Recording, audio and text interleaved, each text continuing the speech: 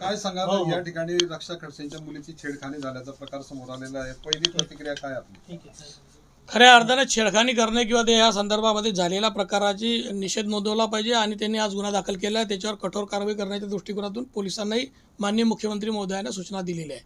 तात्काळ अटक करा, कठोर कारवाई करा आणि आम्ही मागणी करतो की फास्टॅगवर चालून त्याच्यावर खऱ्या अर्थाने दूध का दूध पाणी का पाणी होऊन जाऊ द्या. जे असतील दोषी त्यांच्यावर कठोर कारवाई झाली पाहिजे, ही मागणी आमची पण आहे. त्यामध्ये काही शिंदे गटाचे आपले काही कार्यकर्ते असल्याचं एक सांगितलं जात आहे. मी आता आपल्यापूर्वी काही वृत्तवाहिन्यांना सांगितलं की शिंदे गट किंवा असं कोणाचं नसतं. संस्कार करताना आम्ही संस्कार चांगले करत असतो. एखादा याचा नातेवाईक त्याचा नातेवाईक जोडून जर फक्त आमच्यापर्यंत पोहोचवायचं झाला तर खडसेची माझे आजपर्यंतचे जे वाद आहे त्याच्यातून काही लोक फक्त आमच्याकडे उंगली निर्देश केला जातो आहे. ही मंडळी पूर्वी यांच्याकडे होती. पियुष महाजन म्हटल्यावर भाजपकडून निवडून आलेला आहे ना. हां, आणि रक्षाताईंनी त्यांना जो फोन केला होता ते जे व्हायरल झाली ते काहीतरी आत्मीयतेपोटीच केला आहे ना, काहीतरी रिलेशन होऊनच केला आहे ना. त्याच्यामुळे तो कार्यकर्ता कोण आहे हा महत्त्वाचा नाही, कोणत्या पक्षाचा हा महत्त्वाचा नाही. डायव्हर्ट विषय करण्यापेक्षा त्यांनी जर छेडखानी केली असेल तर त्याच्यावर तात्काळ कठोर कारवाई झाली पाहिजे. अशा पद्धतीने आपण पुढे गेलो पाहिजे. जे संशयित आरोपी भाऊ, त्या संशयित आरोपींचे फोटो आपल्या सोबतचे पण आहेत, एकनाथ शिंदे साहेबांच्या सोबत आहेत. खडसे साहेबांसोबत जे देऊ, व्हायरल झालेत भाऊ सगळे. खडसे साहेबांच्या बरोबर जे देऊ द्या मग ते. आता देतो, 1 मिनिटात देतो. आताच घ्या तुम्ही. खडसे साहेबांबरोबर जे अनेक फोटो देतो तुम्हाला त्यांचेवाले. असं आहे, आम्ही राजकारणी आमच्यासोबत कोण पण येतं फोटो काढतो तर आम्ही त्याला नाही म्हणू शकतो. आता लग्नात गेलो, मी लग्नामध्ये 2-4 लोक भेटले, त्यांनी सांगितलं फोटो काढायचं, त्यांना नाही म्हणणार आहे.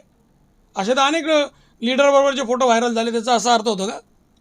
फडणवीस साहेबांनी हे पण देखील म्हटलेलं आहे की जे विरोधी पक्षातले जे काही आहे पक्षातले जे काही कार्यकर्ते आहेत त्यांच्या जवळीक जरी असतील तरी त्यांच्यावर कारवाई होईल असं.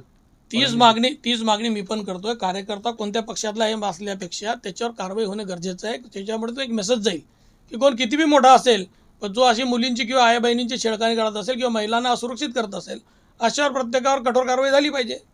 हो, आपण मान्य केलेलं आहे की पियुष मोरे जे आहे आपल्याच पक्षातले आहेत. तो माझ्या पक्षातला निवडून आलेला नगरसेवक भाजपमधला होता. नंतर आमच्या पक्षामध्ये तो आला होता. 2 वर्षापूर्वीचा विषय होता.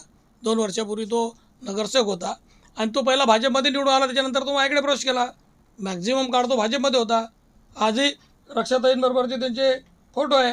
आता हे जर तुम्हाला फोटो दाखवायचे म्हटले तर माझ्याकडे आत्ता फोटो तुम्हाला दाखवतो, खडसाहेबांबरोबर त्याचा फोटो. हे दाखवू शकत नाही मी. दाखवा ना मग. हा घ्या ना, हा फोटो आहे.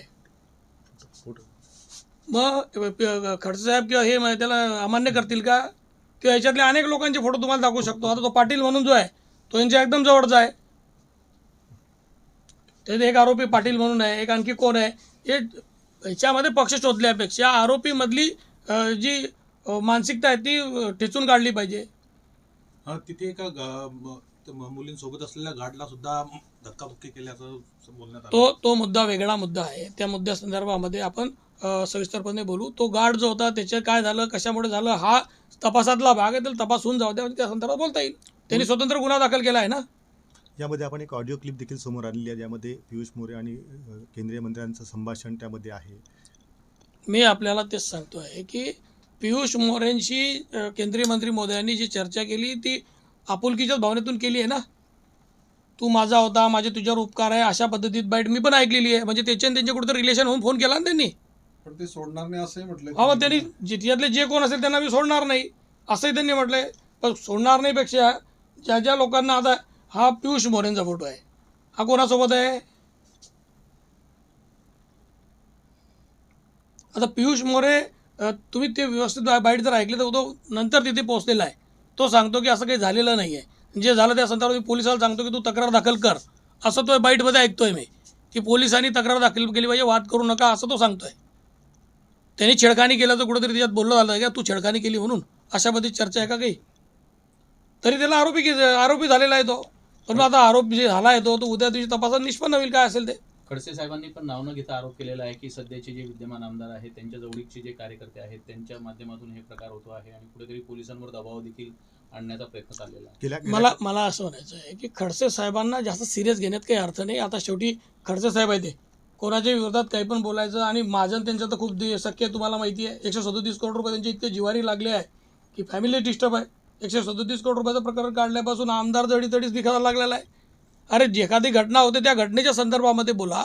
घटनेमध्ये ज्या लोक दोषी असतील त्या संदर्भात बोला आणि त्यांना कठोर कारवाई किंवा कठोर शासन झालं पाहिजे या संदर्भात बोला ना. करा ना. कोण करतं त्याच्यात मध्यस्थी कोण करतं आहे, कोण त्यांना वाचवतं हे तर दाखवा. एखादा सिंगल फोन आमचा PI ला किंवा कोणी वरिष्ठांचा PI ला की यांना सोडून द्या की यांना राहू द्या. पोलीस डिपार्टमेंटला विचारा, पोलीस डिपार्टमेंट जे घ्या. असं करणार आमच्या घरात बी आया बहिणी आहे, आमची बी मुली आहे. प्रत्येकाला मुली आणि प्रत्येकाची महिला भगिनी संदर्भामध्ये संवेदनेची बाजू असते. ते प्रत्येकाने समजून घेतली पाहिजे. फक्त आरोप करायचा, एखाद्याला बदनाम करायचा, अरे झालेल्या विषयात बी टाळूवरचं लोणी खाण्याची यांची सवय जाणार नाही. भाऊ अनिकेत भोई जे आहेत ते देखील आपल्या जवळच्या कार्यकर्त्यांचे नातेवाईक असल्याचं त्यांनी म्हटलेलं आहे. मग तुम्ही माझे नातेवाईक असले म्हणजे तुम्ही दोषी झाले का मी एखादा गुन्हा केल्यावर? नातेवाईक म्हणजे काय समजता तुमची? त्याचा तो पुतणी आहे याचा अर्थ असा आहे का? छोटू भोईचा पुतणी याचा अर्थ असा आहे का की मग छोटू भोई दोषी आहे? असं नाही होत ना.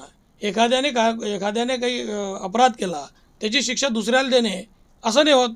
असेल अनिकेत भोई येईल समोर आणि त्याचं शासन त्याला मिळेल त्या पद्धतीमध्ये त्या पद्धती त्याच्यावर कारवाई होईल.